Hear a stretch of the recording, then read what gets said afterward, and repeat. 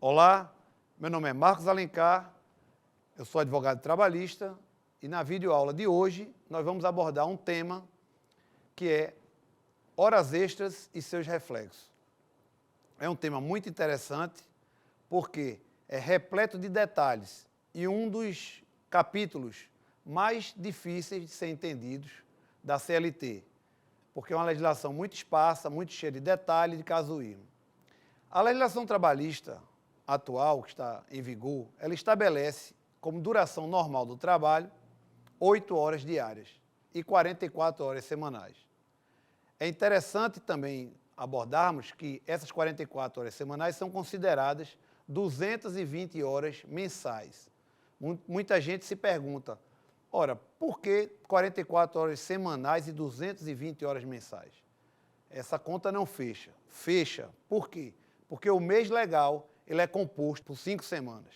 Então, no momento em que você multiplica as 5 semanas pelas 44 horas semanais, você alcança as 220 horas mensais. Então, sempre que o trabalhador tiver um salário fixado, esse salário ele é proporcional a essas 220 horas. Para se achar o valor de uma hora, dividir um pelo outro. Em suma, consideram-se, então, horas extras essas 2 horas a mais trabalhadas do que as 8 horas normais que eu já mencionei aqui para vocês. Então, em resumo, 8 horas diárias, 44 semanais, 220 mensais. Esses são os 3 limites que é permitido que o trabalhador labore sem o pagamento de horas extras. O que acrescer esses limites, será necessário o pagamento de horas extras com adicional de 50% que nós veremos a seguir. A remuneração desse serviço extraordinário. Ao longo da história do país, houve muita alteração, muita mudança. O que nos interessa hoje é a mudança ocorrida na Constituição Federal de 88. Essa Constituição, ela trouxe um valor mínimo percentual de remuneração da hora extra, que é o de 50%. Então, nenhum trabalhador brasileiro pode trabalhar horas extras e ganhar menos do que 50% sobre o valor da hora normal. Existe também algumas variáveis que a Constituição Federal tratou de apaziguar e que só depois de 5, 6, 7 anos é que se chegou a um consenso. É com relação ao trabalho da mulher. Existia uma vedação para que a mulher não trabalhasse horário noturno, por exemplo. Mas a Constituição Federal, ao dispor que todos são iguais, ela equiparou e agora o tratamento dispensado para o homem é o mesmo para a mulher. Com relação ao trabalho do menor, é outra coisa também que é um detalhe importante de frisarmos. O menor, ele presta um serviço, ele pode trabalhar, prestar o serviço dentro de horários normais, porém, para trabalhar em regime de horas extras, só é permitido em casos excepcionais. Eu, particularmente, defendo que só por motivo excepcionalíssimo de força maior. Então, eu aconselho se você tem um menor trabalhando na sua empresa, não exija que ele faça horas extras, nem que ocorra um motivo de força maior. É muito arriscado um menor se acidentar, por mais leve que seja esse acidente, nesse momento de jornada extraordinária. O trabalho do menor ele sempre é encarado como de aprendizado, como uma reciprocidade muito equilibrada, muito grande de aprendizado versus trabalho. Então não se pode dar muita responsabilidade ao menor e nem exigir que ele faça horas extras. Falando nessa questão da força maior, é importante nós abordarmos uma situação excepcional que é entendida como necessidade imperiosa. O que é a necessidade imperiosa? É um motivo muito relevante de força maior que impede que a conclusão daquele serviço que está sendo executado, ele termine. Tem que haver uma justificativa para isso, da imprevisibilidade e também do prejuízo que a não conclusão daquilo que se estava fazendo naquele regime de horas extras iria causar para a empresa e, obviamente, reverter para os seus empregados. Então, recapitulando, podemos dar um exemplo aqui. Imagine um edifício, uma construção civil, e está no meio de uma concretagem de uma grande laje, de um pavimento. E já se trabalhou 8 horas, já com intervalo, já se fez as 2 horas extras, mas se parar a concretagem naquele momento, o que é que vai acontecer? Vai se perder todo o concreto que já foi lançado e que está seco, porque não vai poder haver uma dupla etapa de concretagem. Então, nesse caso, é um exemplo que eu estou dando aqui, se justifica a necessidade imperiosa. É evidente que tem que haver o caráter da imprevisibilidade. Não se pode começar a concretagem de uma laje sabendo que em 10 horas não vai se conseguir concretar com aquele equipamento nem com aquele pessoal. A imprevisibilidade que eu cito, a concreteira atrasou a entrega, houve uma chuva muito forte no momento, um equipamento quebrou, teve que ser substituído, algo desse tipo. Existe um precedente administrativo, que é do Ministério do Trabalho, de número 31, que trata da prorrogação da jornada extraordinária. E aí ele traz essa expressão que nós citamos aqui, que é a necessidade imperiosa. Então, nesse precedente está dito lá no item, no inciso 1º, os serviços inadiáveis ou cuja a inexecução possa acarretar prejuízos manifestos, autorizam a prorrogação da jornada apenas até 12 horas, caracterizando-se como tais aqueles que, por impossibilidade decorrente de sua própria natureza, não podem ser paralisados num dia e retomados no dia seguinte, sem ocasionar prejuízos graves e imediatos. No inciso 2º, o precedente continua. Se a paralisação é apenas inconveniente, por acarretar atrasos ou outros transtornos, a necessidade de continuação do trabalho não se caracteriza como necessidade imperiosa e o excesso de jornada não se justifica. Então, senhores, o que nós podemos colher disso tudo é o seguinte, que a necessidade imperiosa ela está muito bem definida nesse precedente 31 e que nem tudo aquilo que incomoda, que atrapalha, que causa um certo desconforto ou prejuízo para o empregador pode ser enquadrado como necessidade imperiosa. Tem que haver uma justificativa muito plausível naqueles 2 pontos que eu falei para vocês, que é a questão da imprevisibilidade e também do gravíssimo prejuízo que aquilo vai reverter em prol da empresa e, consequentemente, dos seus empregados. Com relação ao serviço externo, temos que fazer aqui uma ressalva. Aqueles empregados que prestam serviço externo incompatíveis com a fixação de horário. E aí eu chamo a atenção para o momento que nós estamos vivendo. Quando o legislador excepcionou do controle de horário, do direito a horas extras, os externos, ele traz essa palavra que hoje ela está um pouco em desuso nas relações trabalhistas. É a incompatibilidade de controle de fixação de horário. Por que essa incompatibilidade ela está em desuso na prática? Porque nós temos palmitops monitorados através de sistemas GPS, veículos também monitorados com GPS. No momento da compra que o palmitop faz lá a compra de um vendedor externo, esse exemplo que eu estou dando, ele dá exatamente o ponto ou aproximadamente aonde ele se encontra ou em qual cliente ele se encontra. Em suma, nem todo mundo que trabalha externo está numa situação de incompatibilidade de controle. Então é interessante que o empregador só pese isso para que só trate excepcionalmente, como regra de exceção, desse controle de horas extras e do direito de receber horas extras, aqueles trabalhadores que realmente estão trabalhando externos, sem nenhum contato, sem nenhum monitoramento. Nós temos também que abordar a portaria 3626/91 do Ministério do Trabalho. Ela determina que, quando a jornada de trabalho for executada integralmente fora do estabelecimento do empregador, o horário de trabalho constará do registro de ponto, constará do controle de ponto.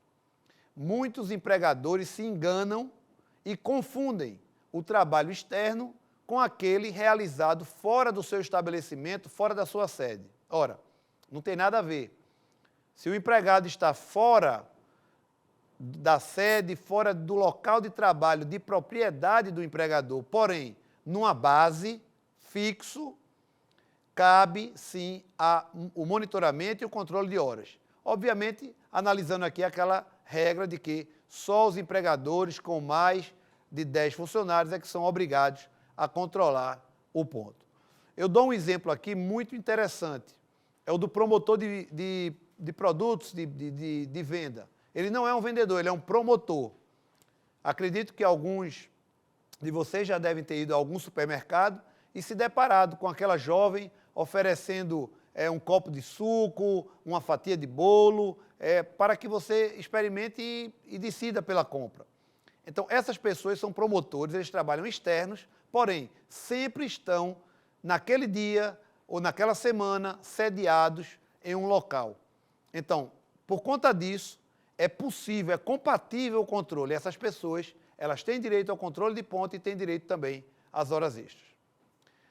Seguindo ainda essa questão da regra quanto à exceção de não ter direito a horas extras e nem ao controle. Encontramos a figura do gerente. Muitos confundem a pessoa do gerente com um simples cargo de confiança e tratam essa questão da confiança como aquela pessoa que se confia a algo. E não é bem assim. O que é que a legislação diz? Que os gerentes, assim considerados os exercentes de cargos de gestão. E aqui eu paro e faço uma ressalva. O que é exercer cargo de gestão? Minha gente, exercer cargo de gestão é ser o próprio empregador. É ter o poder de decisão, de tomada de decisão, de forma independente. Imagine uma rede de lojas em que existe uma holding, que é uma grande empresa que controla todas aquelas lojas ramificadas, porém, cada loja dessa, ela possui um gerente. E aquele gerente, ele tem total e ampla autonomia para decidir sozinho pela seleção, contratação, fixação de salários dentro daquele organograma que está pré-definido, data das férias, penalidades, se aceita um atestado médico, se não aceita, mudança de função, substituição nas férias e até a decisão. Aquele gerente que, para tomar qualquer dessas atitudes que eu mencionei aqui, precisa convalidar o seu ato, ele não exerce cargo de gestão. Então, ele não está inserido na exceção do artigo 62 da CLT. Tanto que o artigo que eu menciono, ele é bem taxativo em dizer aos quais se equiparam os diretores e chefes de departamento ou filial. Ele traz a figura do diretor, porque o diretor, para a sociedade, é aquela pessoa, é o supremo, é o ente máximo dentro de uma organização empresarial. Por que essas pessoas não têm direito a horas extraordinárias, a horas extras, se elas são aquelas pessoas da gestão que mais trabalham, que têm maior responsabilidade e que estão abrindo e fechando a empresa? Ora, por uma questão muito simples, porque elas já estão sendo remuneradas num nível salarial tão significativo que já compensa todo este esforço e toda esta sobrecarga de horas. Então, por conta disso, não lhes aplicam as normas relativas à duração normal do trabalho. Porém, se o salário do cargo de confiança, ele for inferior, isso aí é um entendimento contraditório, mas é importante por uma questão de cautela nós mencionarmos aqui. Se o valor for inferior a 40% do seu mais graduado subordinado, há o risco desse empregador ser condenado ao pagamento de horas extras desse gerente. Pois apesar do poder de gestão que ele exerce, ele não tem uma remuneração compatível com a responsabilidade do cargo de gerente. E aí pode o judiciário entender que ele terá direito ao pagamento de horas extras, evidentemente, quando trabalhadas. Há também aquele empregador desavisado que resolve não querer ter trabalho em calcular as horas extras e controlar a entrada e saída do funcionário. O que é que ele faz? Ele resolve pagar um salário total, englobando tudo. O nome técnico disso é salário complessivo. Ora, isso não pode. O que é o salário complessivo? É aquele que é acertado assim, olha, eu vou lhe pagar um salário mínimo e vou lhe dar mais R$200 e você faz as horas extras que for necessárias. E estamos conversados. Isso não pode. As horas extras elas devem ser marcadas no registro de ponto de forma detalhada, todas as horas trabalhadas, todos os intervalos usufruídos. Ao final do mês, isso deve ser calculado e considerado todos os reflexos. E no contra-cheque, no holerite de pagamento, no recibo de pagamento salarial, deve sair de forma o mais discriminada possível, para que o trabalhador ele saiba quanto custa cada verba daquela que está sendo paga para ele. Então, o salário complessivo, salário global, é repudiado pela legislação trabalhista.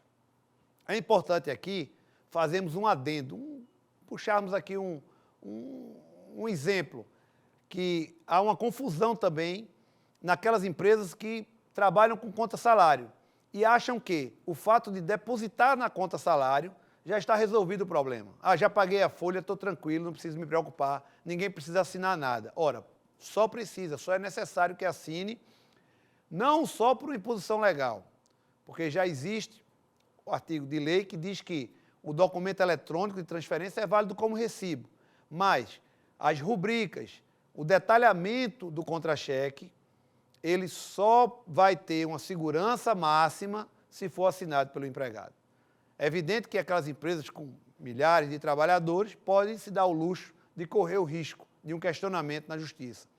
Mas se você tem um quadro de empregados reduzido dentro de uma normalidade, eu recomendo que continue assinando o comprovante, o recibo de pagamento de salário. Vamos agora entrar na questão do comissionista.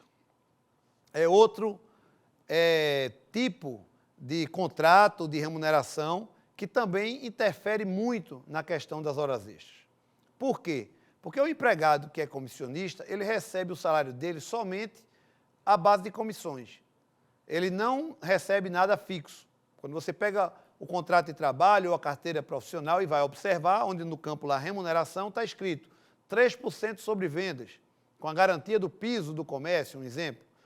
Como é feito o controle de horário, como é feito o pagamento de horas extras? Ora, é muito simples. Ele vai trabalhar o horário normal como qualquer outro trabalhador. Ele vai estar sendo remunerado ao custo daquela jornada. É evidente que, se houver a extrapolação daquelas 8 horas normais de trabalho e ele adentrar as 2 horas extras, o valor daquela comissão que ele auferir ao longo daquele horário extraordinário, ele terá direito ao adicional de 50% sobre essa comissão. Se ele nada vender, ele terá direito ao adicional de horas extras calculado sobre o valor da hora do total das comissões recebidas no mês. Então, isso é defendido pelo Tribunal Superior do Trabalho, inclusive numa súmula. Por quê? Porque na medida em que o comissionista, o que ganha com comissão, ele está trabalhando, mesmo horas extras, ele já recebe o valor da venda através da comissão. Ele está sendo o tempo todo remunerado. Isso é diferente daquele trabalhador que ganha fixo. O empregado que ganha fixo, no início do mês, no início do mês foi feito o acerto, você vai trabalhar e no final você vai receber o seu salário. Mas o acerto é pagar 8 horas diárias, 44 semanais e o máximo de 220 mensais. O que passar disso não está sendo remunerado. Isso é diferente do comissionista. O comissionista, a todo instante que ele trabalha, ele está sendo remunerado. Agora, ele vai ter direito apenas ao adicional de hora extra, que é aquele de 50% que nós já falamos aqui.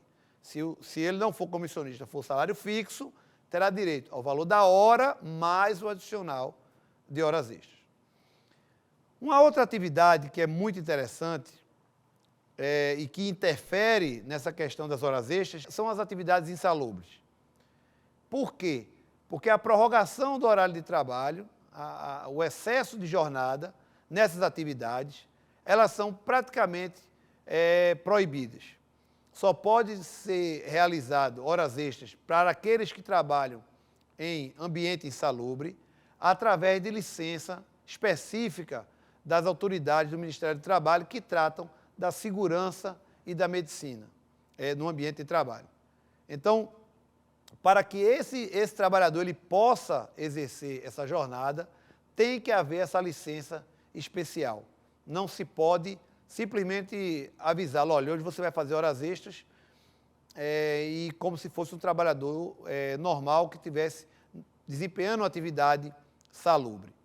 Então, é também interessante que se mencione aqui que as horas extras, ela vai incidir sobre o valor da hora normal e vai também considerar o adicional de insalubridade. Por quê? Porque o adicional de insalubridade, ele já é incorporado ao salário naquele período, naquele mês que o trabalhador exerceu a atividade insalubre. É também importante lembrarmos que, na medida em que aquela situação de insalubridade ela cessa, perde-se o direito ao adicional e aí o cálculo será considerando só o salário base e não o adicional. Com relação ao adicional de periculosidade, o que é o adicional de periculosidade? É contemplado para aquelas pessoas que exercem atividades relacionadas com o ambiente de risco de explosão ou com produtos inflamáveis. Então, o risco de explosão, a questão inflamável. Então, tem direito ao adicional de periculosidade. É calculado sobre o salário e a hora extra sobre a hora normal. Então, isso é importante que se diga, porque para esse cálculo também, como eu disse lá na insalubridade, ele é feito em separado. A hora extra é calculada sobre a hora pelo valor do salário base do trabalhador e não considerando esses adicionais. Até porque, como eu disse, são adicionais que não são perenes, eles são provisórios na medida em que aquele trabalho está acontecendo. Na hora que aquela situação de insalubridade ou periculosidade ela deixa de existir, o adicional também não mais faz jus o trabalhador. Outro tipo de hora extra é a hora extra noturna. Quando é que essa hora extra acontece? Ora, quando nós falamos de hora extra noturna, nós temos aqui que fazer uma abordagem do período em que ela se manifesta, das 22 horas de um dia às 5 horas da manhã do dia seguinte. Então, aconteceu nesse horário, o trabalho, ele é considerado trabalho noturno.